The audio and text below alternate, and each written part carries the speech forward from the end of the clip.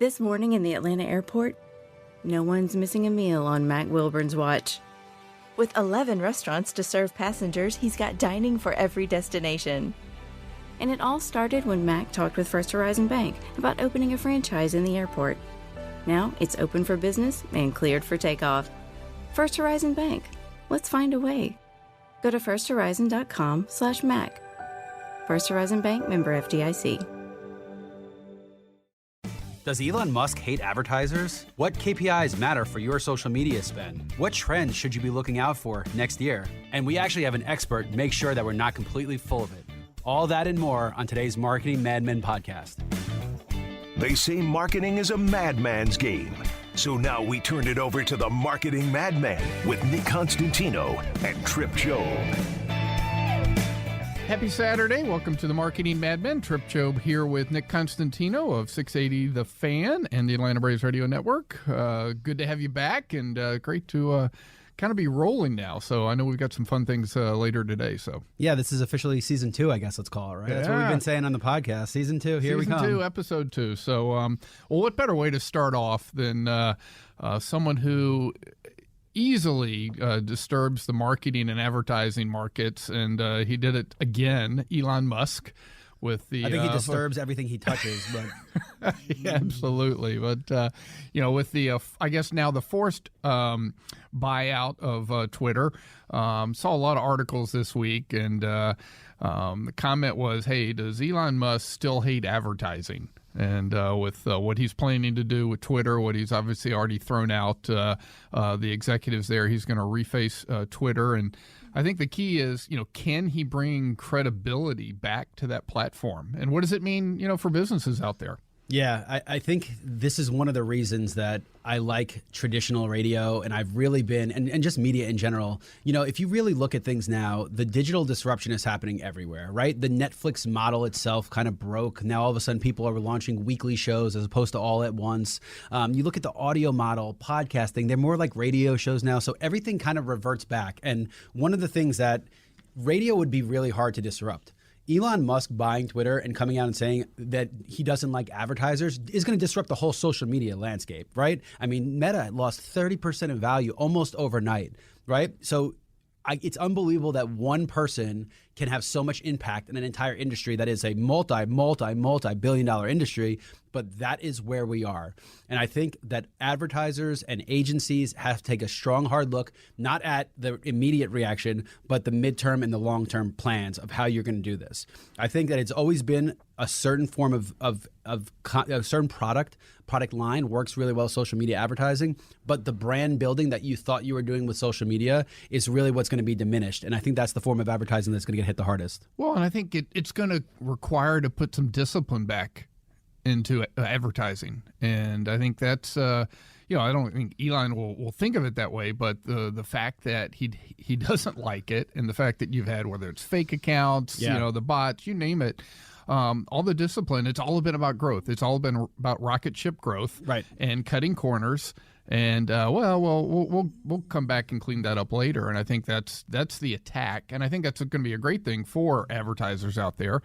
It's not going to stop it. I mean, if you still look, this article talks about the top advertisers on Twitter, and you've got HBO, Unilever, Mondelez, you got Amazon, Disney, Google, Meta, Best Buy, Apple, Coca-Cola. I mean, it's Disney won't be on there anymore. Yeah. I promise you that the second that happens, Disney will be out. The second they can cut the cord, because it is going to go lean to that conservative. They're going to let Trump on. They're going to go that way. So Disney will cut the cord. The wokeists over there will not allow that to happen. I can almost promise that's going to be swift and quick. Now, that being said, what does their out clause look like? Right. Can you get out of deals? You have an agency who you owe a set amount of money to. Where would you respend that? So I can't say it's going to be immediate, but if I was a betting man, Disney, the mouse, would not be renewing that contract with Musk at the helm. Yeah, well, but they're still going to be there. They're still going to have the big players. For sure. But I think it's, so if you're out there on Twitter today, and hopefully if you're out there on Twitter advertising, it's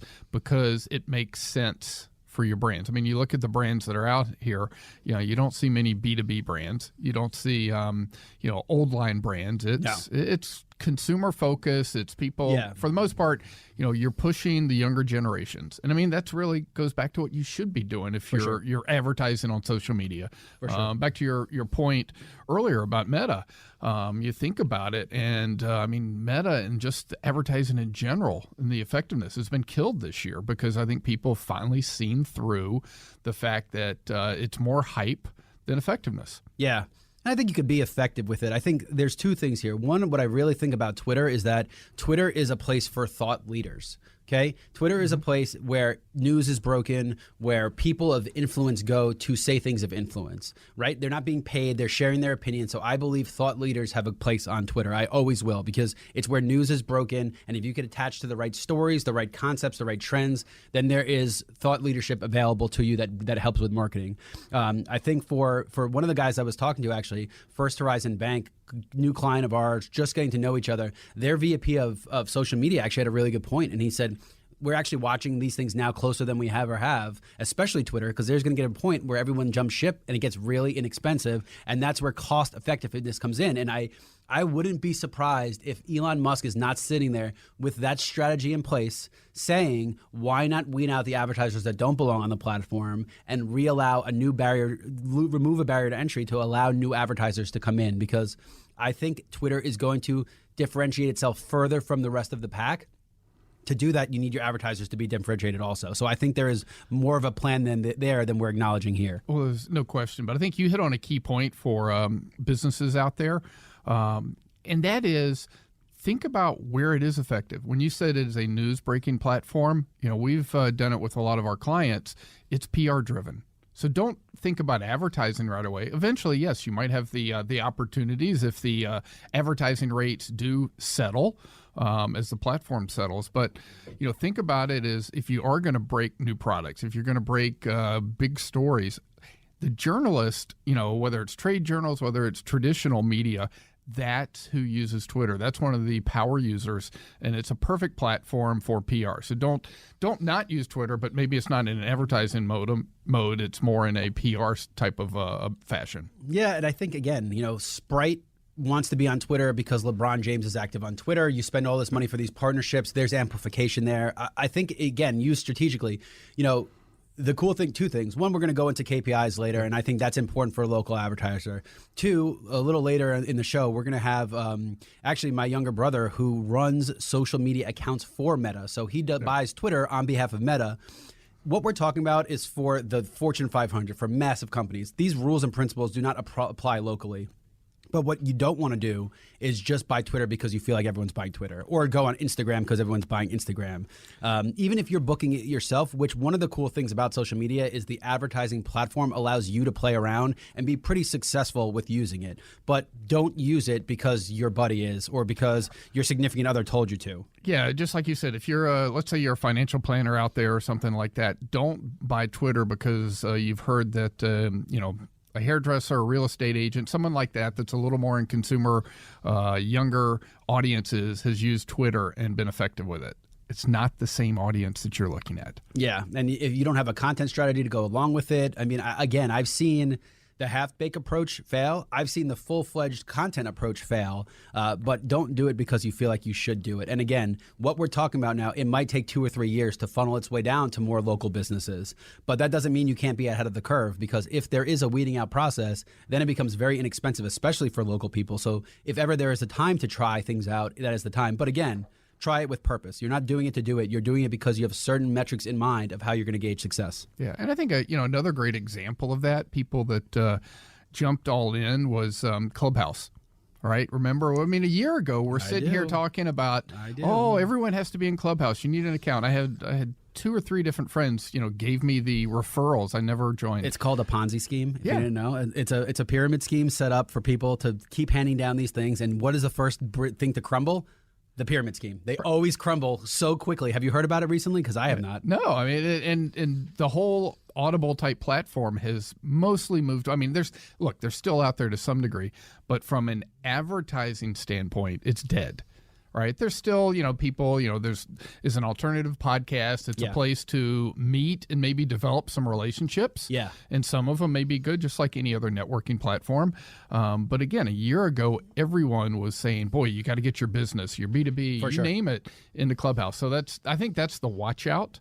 And I think that's a little bit of the watch out as Twitter changes. There'll be more. I mean, TikTok is a great example of still the Wild West. I mean, you're talking about, from what I understand yesterday, people woke up to maybe seeing 20% of their followers gone on Instagram because Instagram went and purged all the fake accounts and everything, right? So for me, let's talk stocks. If you're down 30%, what better time to take a further hit by getting rid of a third of your user base than when you already hit your lowest point?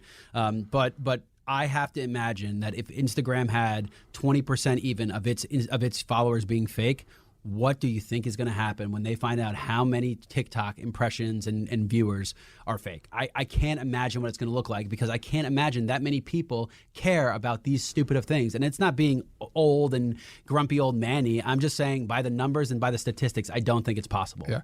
So that's another good point. If we're coming to the end of the year.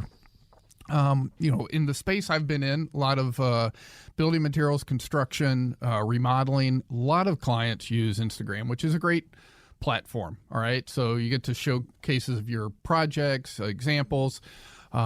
If you've done that, now's the time in the next few weeks to look at your contracts. If you're doing advertising on Instagram, and go back and look at what it should be. Is it based on number of followers? Sure. Is there a guarantee? Sure. And I think engagement's got to be and again, I know we're going to KPIs, but engagement has to be your metric of success to whatever capacity you do. Impressions are relatively close to worthless if you're not getting engagement off them. Oh, absolutely. But if you're paying, just for instance, if you're paying based on impressions and they have reset based on the fake accounts, now's the time. Hey, I'm guessing Instagram's probably not going to come out to everyone, especially the small. I mean, obviously, going back to the Fortune 1000, they've known about it for a while. They've known about it. They've reset those contracts. But if you're a small business out there, that's something you want to ask about. You want to look at how you're paying. Yeah. Does it change? And especially as you go into 2023, I mean, there's an opportunity. I would not say if you're the right market to get out of Instagram. Right. But maybe it's a chance to reset. Maybe maybe there's 10, 15% savings there that you can have and use for other things. Yeah, well, we know that to some capacity there's still demand, because for those that didn't see, Pinterest was up substantially. So that means you're leaving Instagram to go to pretty much the Instagram imposter. So obviously there's still demand there. Yeah, no, there's no question. Well, it's fascinating discussions. We're going to jump in kind of the next section. We're going to talk a little bit about some trends we see for 2023. You mentioned KPIs earlier. Obviously, KPIs are critical with anything you do. I mean, if there's one failing I see, it's people who just agree to do, especially social media, have no idea how they're going to track it. So we'll dive into that when we come back. And you've been listening to the Marketing Madmen on Extra 106.3. Don't miss the 10 for $10 produce sale this week at Safeway. Get select produce like large Hass avocados, mangoes, cucumbers, large lemons, green, red, or yellow bell peppers, or 16-ounce bags of Signature Farms baby peeled carrots for only $1 each. Also this week at Safeway, select meats or buy one, get one free. Get items like Signature Farms 80% lean ground beef or 16-ounce containers of Jenny O 93% lean ground turkey, burger patties or Italian style or taco style ground turkey. Buy one, get one free. Visit Safeway.com for more great deals. Now back to the Marketing Madmen on Extra 106.3 FM. Welcome back to the Marketing Madmen. Trip Job here with Nick Constantino, and we were talking about social media, and there was a report that came out from Talkwalker, which is kind of a consumer intelligence platform out there. And they gathered a bunch of feedback from those in the media and social media channels and came up with 10 top social media trends for next year, which I think are we'll go through. And I think it's important to think about some of these. Like, not all of them are going to apply to you, but if at least you're thinking about what some of the changes are out there besides what we just talked about with Twitter, and fake accounts. I think it's important to think about it. So what do you think about, you want to kick us off, Nick, with maybe the first one, and then we'll kind of run through all 10. Yeah, I feel like this needs like a dun-dun-dun moment, because they've been talking about this now for 5 years. I think since I really started learning about digital marketing, they've been talking about the demise of the cookie. So that is the first trend, is that the cookie finally gets debunked. So look, we know what cookies are. We know how much money Facebook, Google, et cetera, made off the cookies. My gut tells me that now that they are seeing such a strong downturn, that what better time to get rid of the cookie? That now's the time where you're going to catch yourself on an upward swing. And in its purest form, those cookies are your digital code that makes your advertisers know who you are and how to super serve you ads. That's their version of it. How intrusive they are, it adjusts from person and medium to medium. But just know, if you don't know how that company is making money, then you are the form of currency. That's what's important. So I think that social media has been, they don't call it cookies because you're all proprietary in that system. But if you saw the amount of data that was exchanged about you and the profile they had about you based on your pictures, there are algorithms that are writing code based on your pictures of who you are, what you do. Now, if you engage with the platform, there's positives and negatives. But when they remove those cookies, just like what happened with Apple, when Apple changed it so that you had to opt in to give that data for Facebook, you will see the specific information that goes to advertisers will be removed, which means the advertising will be less effective. So that's what we know. If they have data on you, they can guess what you're going to do, which makes advertising more effective. If that mechanism disappears, what replaces it? And that's the ultimate question. And that's what we have not really gotten good information on, is what replaces. My greater fear is that Google will not talk to Facebook, will not talk to Instagram, will not talk to Twitter. And if that happens, then you are there is much more opportunity for the individual to be more predatory in how they go after you. Yeah, the Wild Wild West really sure. Comes up. So with that second trend that they're talking about next year is that we'll have a new social standard. And what they're really talking about is that, of course, much like we talked about with Twitter, that consumers want to be able to trust the content they engage with. So how do you make sure that you've got that integrity and authenticity out there? And I think that's, I think there's a lot of brands where that's going to be ultimately important. And then you've got the rogue brands that are out there that, to your point, is still the Wild Wild West and spam it. But I think you have an opportunity, and I wouldn't go as far as saying purpose marketing. There's a lot of people who focus on purpose. I mean, purpose marketing can be predatory too. I hate to say it, but no one's doing this altruistically, right? You're not on here trying to go and get as much. There is an intention for everything, right? But I think as you are on these platforms, I think the more transparent you are, the more open. Obviously, it goes back to content and thought leadership. I mean, if that's what you're doing, that's probably the best way to be authentic. Yep. But I think the more that you can be that way and not try to be cute, not try to be just humorous and ride the the trends. I think there is definitely that desire to have more and more. Validity in those that you're engaging with on social media. So I think that is going to be a positive.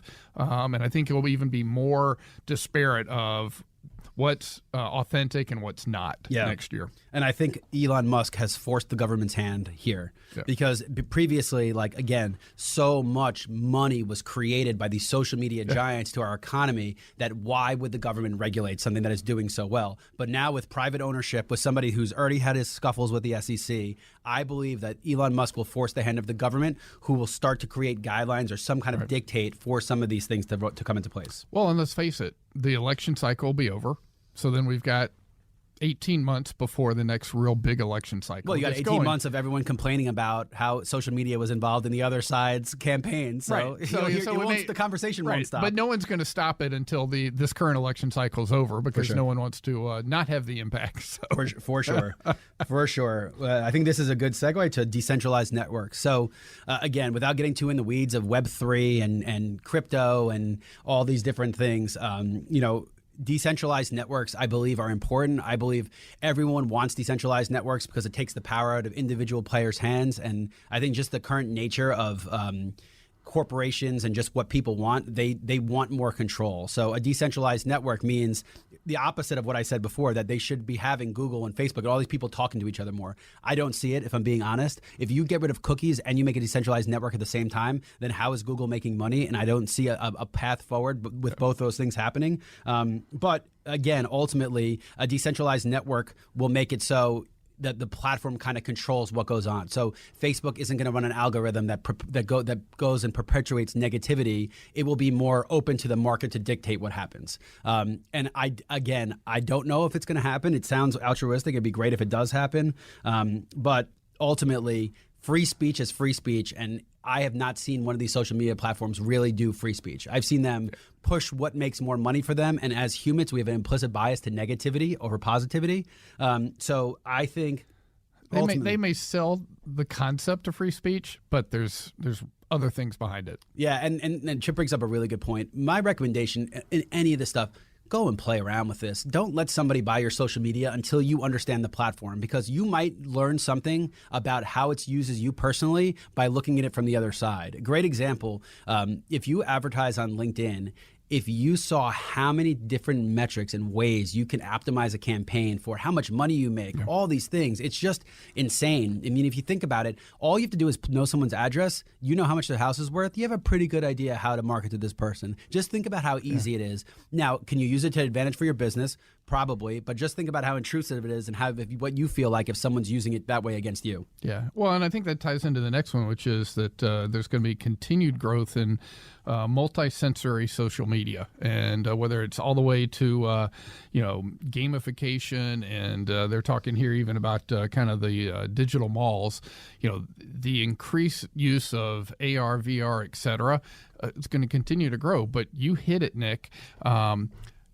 Does it make sense for your business? If you are using those type of technologies, if you're a tech company, absolutely you should tie that in with everything else you're doing into your social media, right? The ability to use, whether it's avatars, whether it's an AR type of approach, definitely want to use that in social media. But if that's not your business, then you know what? It's a great trend. I think there's some wonderful things for it, but it's just not going to be applicable. Don't go spend the money just to do it on social media because other people are doing it.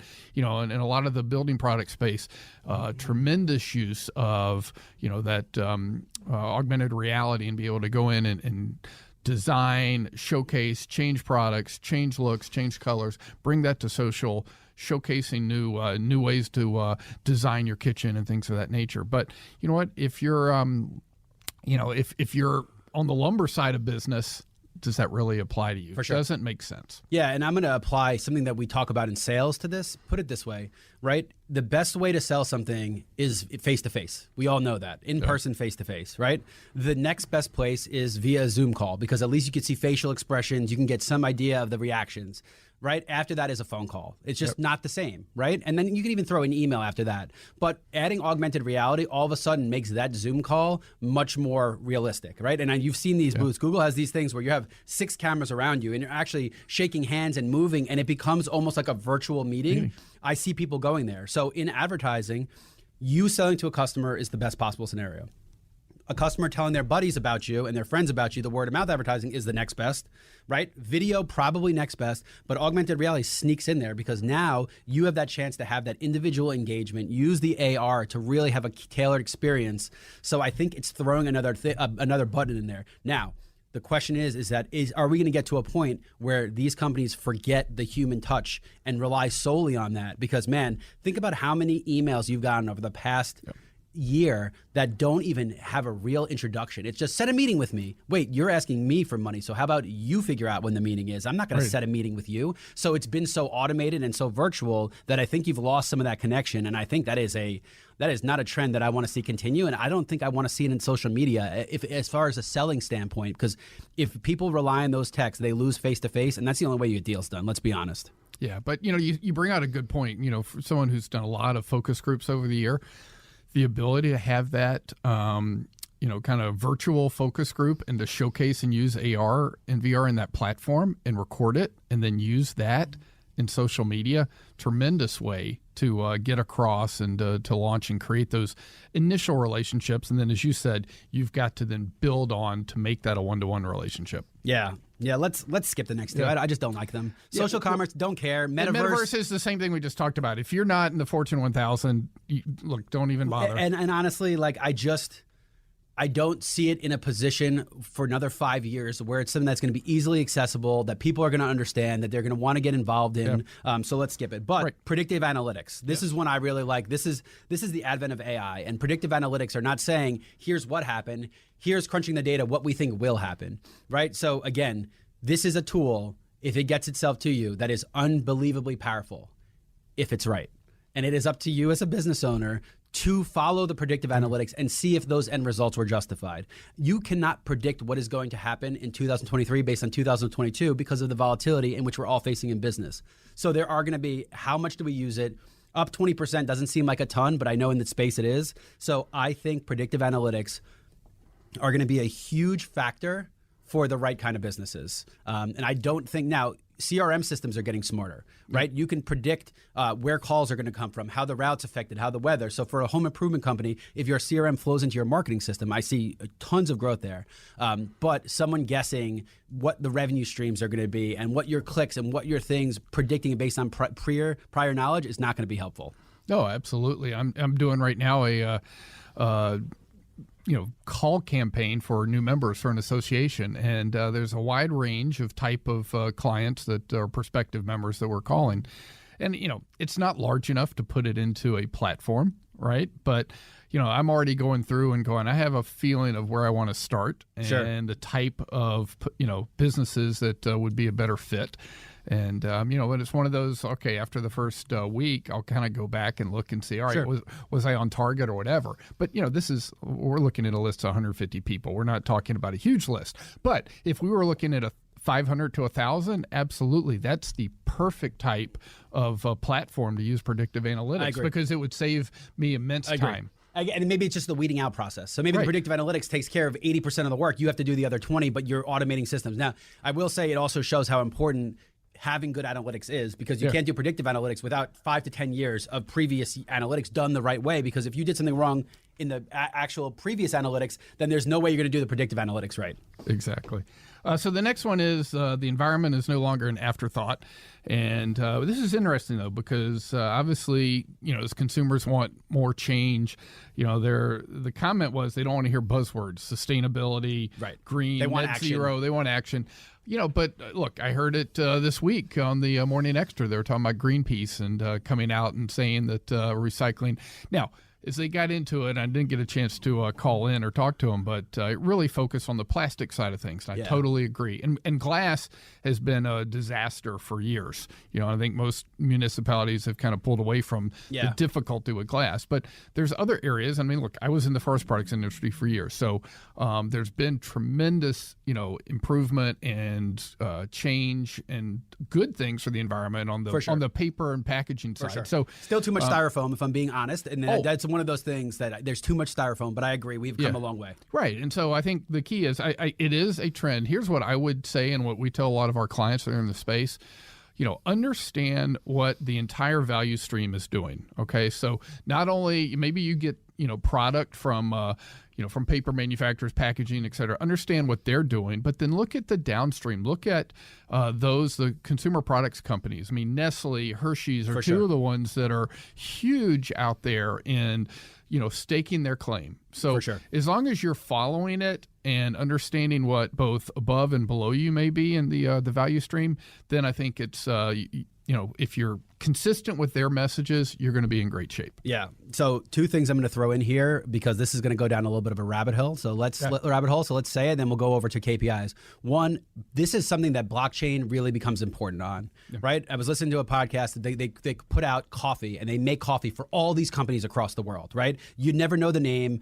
Westrock, I think it is. You never know the name, but they make coffee for everybody, right? And one of the things they said was the guy was in Rwanda, saw these farmers doing all this work to make nothing while the companies were making all the profit. So he created NFT tokens that follow these things because an NFT cannot be removed or changed. The token follows everybody to show people this is where your coffee comes from. Right, that's action. People have said it's Rwandan coffee. How do you know if that is Rwandan coffee? You have no idea if that. So I think that is a great point of what is going to happen, that who cares what the end good is? Where did that good come from all the way up? Because there's not one person making anything. There's variables and materials coming from everywhere. So, because we're doing the radio show on a conservative talk station, let's talk about gas, because this is one of the things that really pisses me off, right? I don't see the value in trying to remove gas from the equation when so many wars have been started because of it. And it frustrates me a little bit that we're talking about electric cars when if you knew how much gasoline went into making those batteries, so I think the environmental impact of electric batteries. I mean, we could go on for a couple of shows. But it's frustrating because ultimately people are doing it because they think the market demands it because of the growth of Tesla. They're not doing it because they care about the environment. If they did, they would be much more concerned with how we're making the batteries and how all these processes played out. I've seen it takes if you drive your car for 5 years and all that gas you use still won't take the amount of energy it costs to create that battery, that's not throwing it out. That's not the wars that are going to be started because people are fighting over the raw materials. So I think without a political lean, I think that people are going to demand more action than buzzwords based on. But ultimately, solar power is going to be available now, not because we didn't have the tech, because it's cheap enough that people can make money off of it. Yep. That's what's going to happen. So I agree with you. I'm nervous to see where this goes, but I know it will be talked about more and more. Right. So let's take that and go into KPIs. And I think the key is, especially it's talking about, thinking about next year and the economic downturn, is it's so important to have KPIs that are truly help you gauge, your investment in marketing, especially in social media and other digital forms, versus, the traditional, I'm going to call them vanity metrics. You mentioned it before, engagement in social media, not impressions, not awareness. But I think that you have to think about that. And here's a couple areas they focus on is, this is getting deep. A lot of companies don't think about this, but to track your burn multiple, how much are you spending and what is, coming in from net new revenue? And a lot of people just don't even track revenue driven from their marketing efforts. Yeah. And I think that's the biggest one. And, I go into a company, ask them what's their top marketing KPI. And if they don't bring, revenue in, I know that they're not connected to the business. Yeah, and it might be on multiple levels, right? Because we market the radio station to drive listeners, which ultimately sells advertising. So it's really hard to correlate the advertising dollar directly to the listener but that being said, if social media advertising is driving listenership up, which is then driving advertising up, there is a connection there. So I understand the frustration and how hard it is, especially when there's multiple lines of business, to connect those things. One of the things that I think I want removed from the lexicon of marketing is just the end of the journey attribution, right? Yeah. Like you're telling me somebody saw an ad on a cell phone and you're going to track them across 8 different mediums to the point at which they purchase something. You're going to tell me with a straight face you can do that? Because if you are, either you have a tech that doesn't exist or you are a person who is blatantly, let's call it fibbing. Let's be nice to the people that are listening that are doing this, but you're fibbing because it's impossible. There's no cross channel. I'm on a VPN 80% of the times. My cookies automatically remove. I'm not on social media. You're not tracking me. Plus, when someone buys a Mercedes, you had nothing to do with it. They bought a Mercedes because it has been an aspirational purchase for their entire life. They've been being marketed to by Mercedes. So I think KPIs are important, and I think it's important to set them up. But if you are being told by somebody that there is a magic bullet to how you are going to judge the success of campaigns, I haven't seen it, and I have not. I've seen more agencies fired for promising that than I have rehired for finding it. Yeah, no, that's absolutely one of the ones here, and I completely agree that last click attribution it's a fantasy world. It just doesn't happen. And the demise of cookies will make it even that much harder because that code that follows them from place to place is gone. And again, we have it. Do they listen on radio? Do they go onto the app? Do they go into streaming? We have those metrics. They are so off. It is impossible to justify who it was. Now, can you know if a cohort does each thing? Yes, we know that a certain age has a higher propensity to stream or to app, or we have that information. But that's not what we're talking about here. That's not last click attribution. No, and it really goes back to, a lot of people look at cost per lead and they only think of, that initial lead. But, we really focus on cost per deal. So let's go back to Mercedes. Let's just say with, you can go back and you can track everything. Let's just say it's the SUV lines. All right, you can track all your spending, and then you can track all your deals that come through some form of marketing. And guess what? To your point, you're going to track the whole length of that advertising, that marketing, and get a cost per deal and understand how much you're spending to gain that customer versus going, we got this many leads from this, this campaign we ran, this advertisement we ran, whatever it was, sweepstakes, you name it. And I think that's a great point, but that's not always just a cause of marketing, right? Right? Like ultimately, Mercedes sold a lot of SUVs because the trend of people went to SUVs. You're not going to give Mercedes credit for now all of a sudden outselling SUVs. So that is a function of the business. That is where marketing and operations have to be in conversation all the time. Because look, as a marketer, I'm taking credit for everything we achieve. I don't care if it's industry trends. I'm the marketer. I had the best marketing campaign you've ever seen. But if you're marketing your operations, if those paths do not speak to each other, I mean, that is where there's way more problems.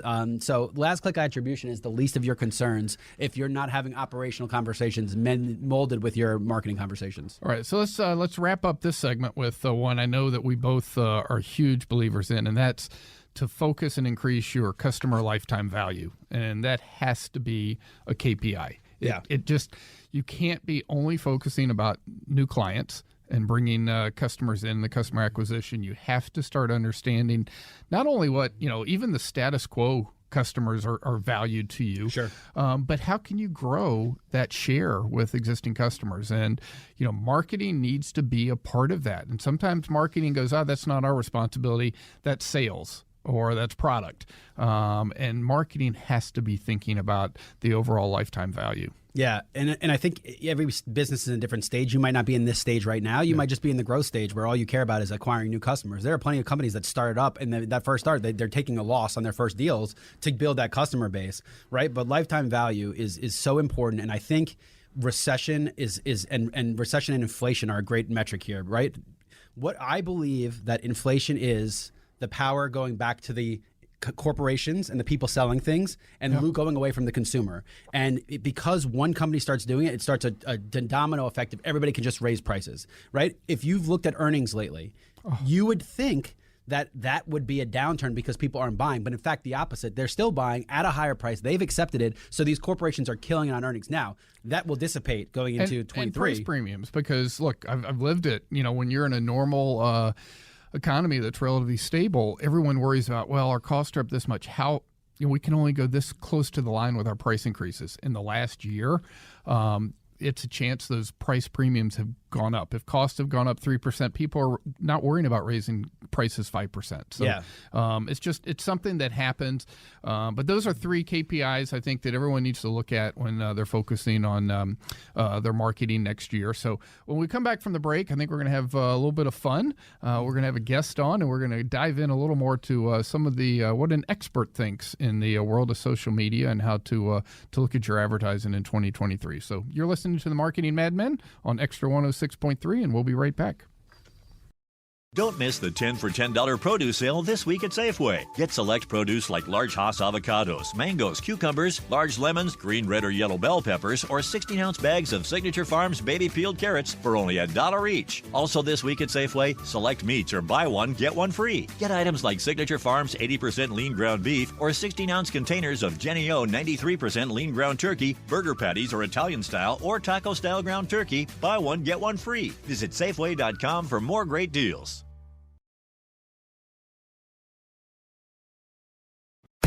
Now back to the Marketing Madmen on Extra 106.3 FM. Welcome back to the Marketing Madmen. Trip Job and Nick Constantino, 680 The Fan and Atlanta Braves Radio Network here. We've had a good discussion so far on some of the trends as far as social media, what KPIs you need to focus on. So let's bring in Nick. I know you've got a special guest that has made a living as an expert in this space, and I think it'd be a great opportunity to kind of see what's truly happening today and even behind the scenes, some of the things that we talked about at a high level, but really see what's going on from the other side of social media advertising. Yeah, I'm very honored to have my younger brother, Mike, on right now. First off, I want to congratulate him. He recently had a beautiful baby girl with his wife, Alex, so I want to congratulate them. I think he's lacking sleep right now, so we caught him at maybe a bad time, but that's okay. We've all gone through it. So, Mike, why don't you just introduce yourself and just set up the career path that got you where you are, and let people know what you do right now. Hey, guys. How's it going? Thanks for having me. So for the last, say, about 10 years, I've been working in social media advertising. I've worked at 5 of the biggest agencies that exist in the world. So some of my clients that I deal with are Uber, Meta, Procter & Gamble, Volkswagen. So, some pretty big time players in the space. Again, for the last 10 years, I've been essentially leading their paid social media strategy, spending, well over $100 million in social media, in the last 10 years, really guiding those big brands into their national and at some levels global strategy for social media. So a lot of experience under the belt, a lot of money spent. Yeah. Well, it's nice to see that one of the Constantino boys has made it. So, Hey, radio show aside, this is it. So, Mike, do me a favor. I love that it's multiple spaces: consumer goods, automotive, social media. I love the gig economy. But most people, I don't think, know. Will you do me a favor and just rattle off those agencies, maybe those top 5, just so people have an idea of who's doing this? Not necessarily in order you worked for them or anything, but I think it's important to set up who some of these big players are. Sure. So one of them was Omnicom, which is they're a global. Yep. There are 5 very big ones. Omnicom is one of them. The other one was at Mediacom, which is part of WPP, which is, I think they own the biggest advertising spend globally per year. It's in the tens, probably hundreds of billions. They spend a lot of money with some of the biggest brands.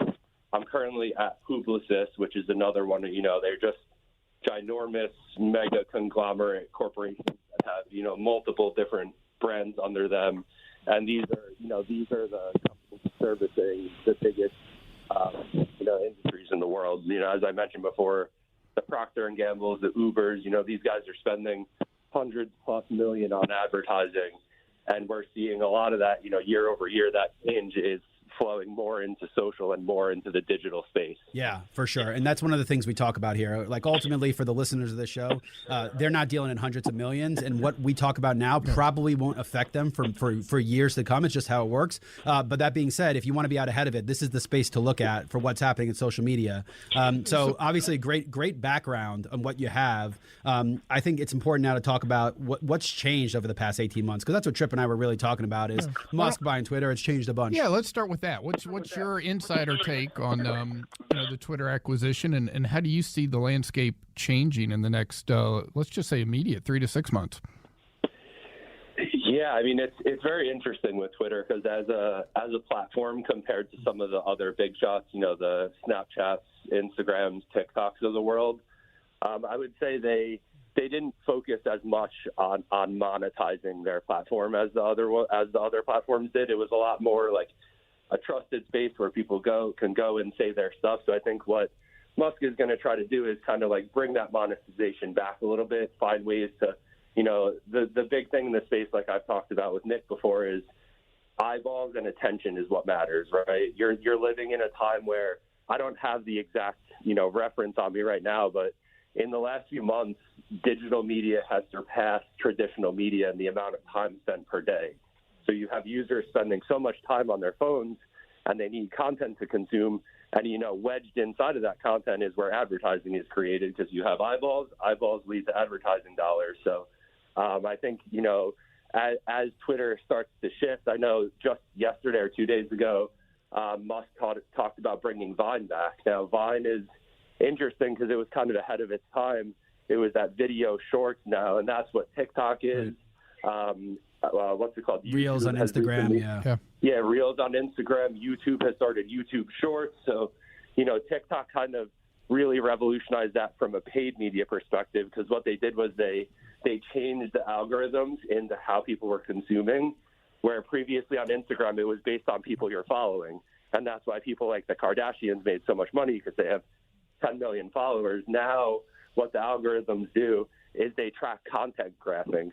Right. So if you're watching videos about automobiles, you're going to get more posts about automobiles. So that's why, it's kind of changing the footprint of how social media is working, because a lot of people now, like, if you have content and you can create, you should. Right. So companies, if, like a car dealership, for example, put as many videos out as you can of you touring the new Ford Bronco. Look at its features, its specs. The more videos you put out, the more potential eyeballs you can capture. Yeah, that's great, Mike. Right? And one of the things we talked about was KPIs. So talk about that. Talk about, for an automotive industry, what are the KPIs that you got to look for here? What are the things, obviously impressions, is that important compared to engagements, reshares? What are the metrics that your clients put on you to gauge success with things like videos and content? Yeah, that's a great question. And I think it's like twofold. I think, with the deprecation of cookies, which is tracking like what we've been seeing and what's going to continue to happen, the industry is slightly shifting. It used to be very heavily geared towards this, consumer direct response. They're finding signals based on your consumption behavior, and then they're serving ads to you based on that, right? So, when I was working on Volkswagen, this is maybe 6 years ago at this point, our main KPI was leads, right? So we're serving ads with the goal to get, who clicked the build the model, who clicked the explore the specs of a car, right? And you could track that stuff. But now as that stuff slowly dissipating because you can't be tracked anymore, a lot of the metrics are becoming, how many people are we reaching? Are we hitting our demographic properly? Are we getting enough video completions, right? Because content is great, but if you have people watching content, it's good. You want to watch it in full, but are they taking the key point away from that, right? So yeah, no, I love that. Watch it.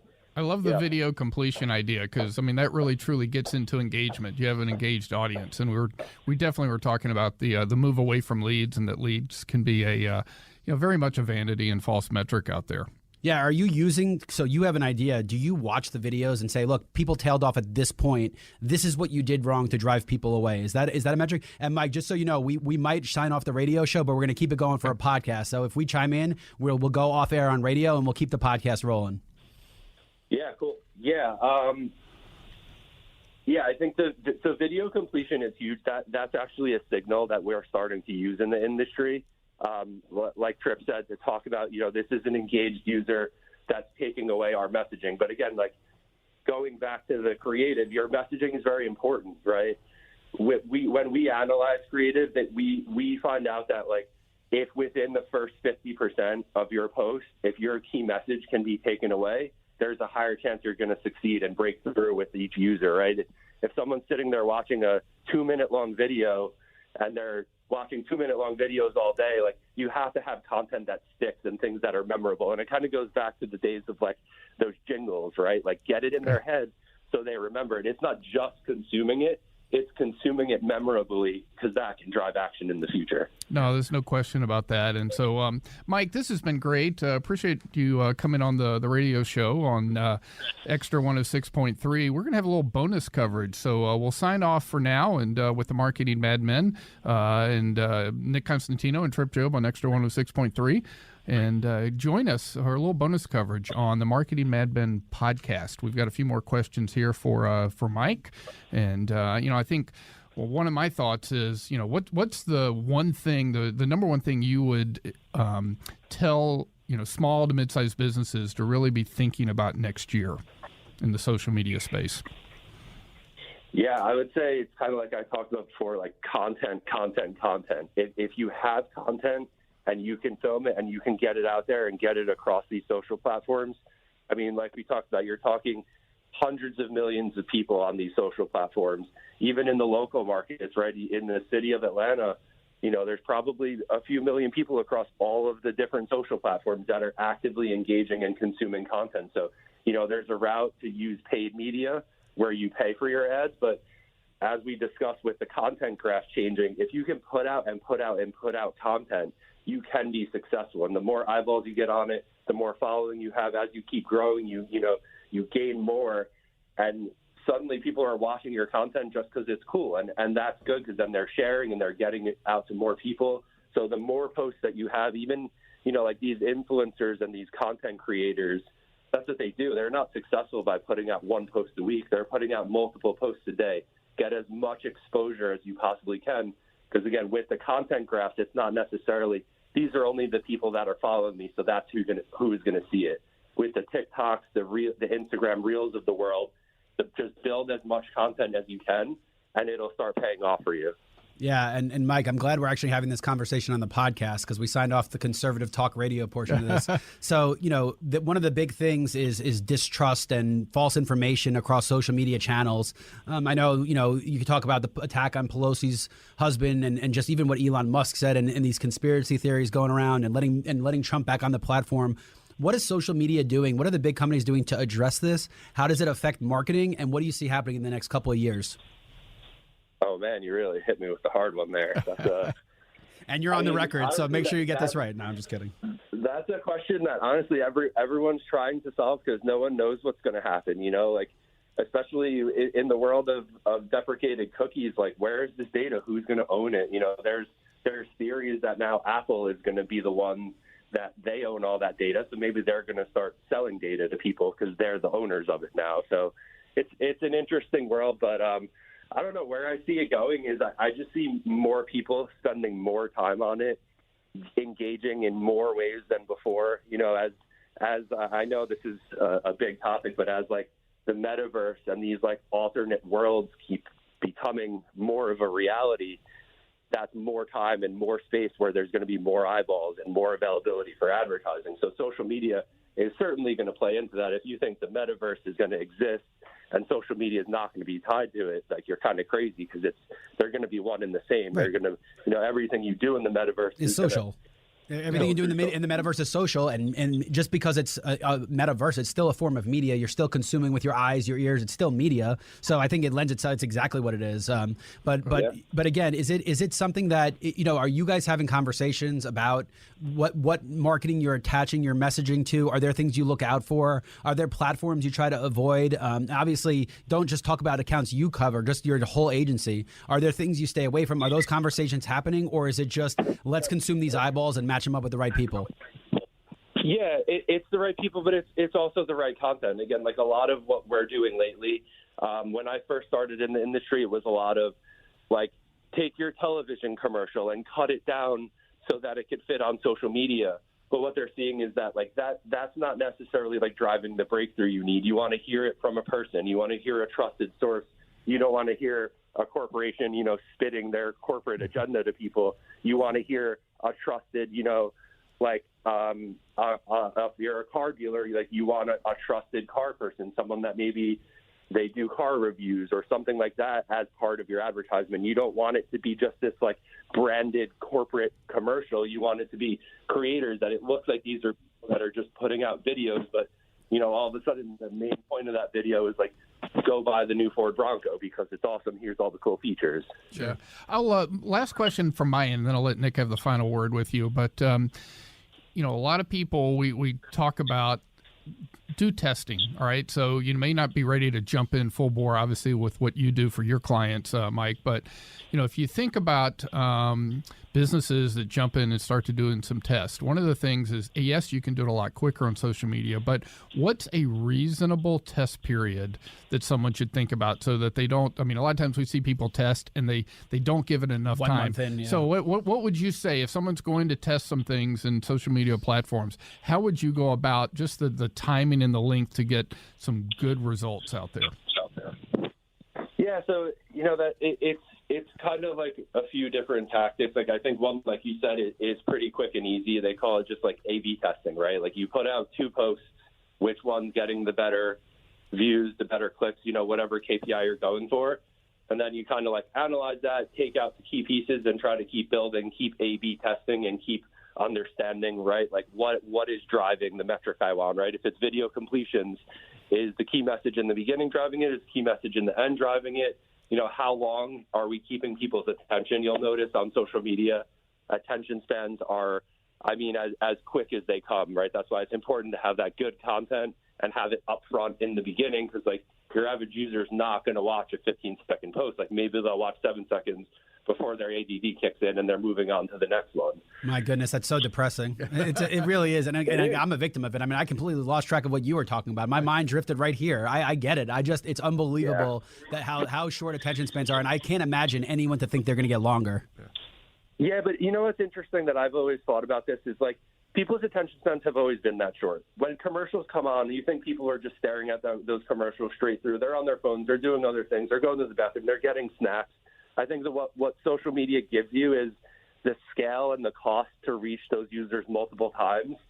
You know, it might cost $30 on a CPM to hit them on TV, but if it costs $3 on social media, sure, you can have them hit them 10 times before you're hitting your cost threshold, right? So if you hit someone 10 times, then you're increasing the chances that they're going to see it and consume it. So that's where social kind of changes a little bit, is it's not as much like, oh, we saw one commercial, did we watch it? It's like we're building constant exposure. The big companies like the ones that I'm working for, they're building that exposure across programmatic, across all of the social platforms, and they're getting, you know, hundreds of millions of impressions that are all building on top of each other to build brand and build features of products for them to sell. It's almost subliminal, right? Like you're hitting them so many times that they don't even realize that they're consuming it. And I think, you know, as much as that sounds like it's you know, kind of scandalous to kind of do that way. I mean, most marketing is subliminal. The best marketing messages are ones that you don't realize that that it had an impact on you. So, all right. So let's leave it with this. How's it being a daddy? It's great, man. It's tiring, but it's, you know, it's wonderful. My daughter's beautiful, and I couldn't be any happier. Oh, that's fantastic. Good, bro. Well, hey, Mike, congrats to you and Alex, my man. Yeah, thanks for joining us, and congratulations, and really appreciate your insight, and it's great to have you on the Marketing Madmen podcast. So appreciate you guys. Have a good one. All right. Bye. Bye.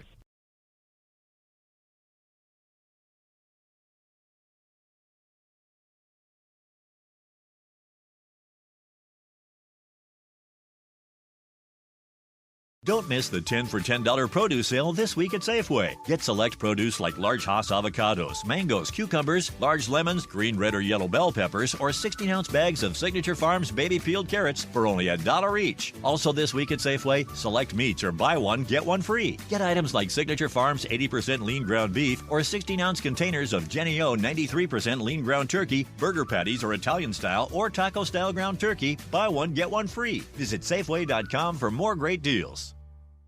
A lifetime of hard work, children laughing in the kitchen, family photos on a restaurant wall, a legacy that lives on. It all comes from the power of a conversation, like the one Tommy Hall had with First Horizon Bank about taking over his father's Charleston-based restaurant business. Now the table is set for a whole new generation. First Horizon Bank. Let's find a way. Go to firsthorizon.com/Tommy. First Horizon Bank, member FDIC.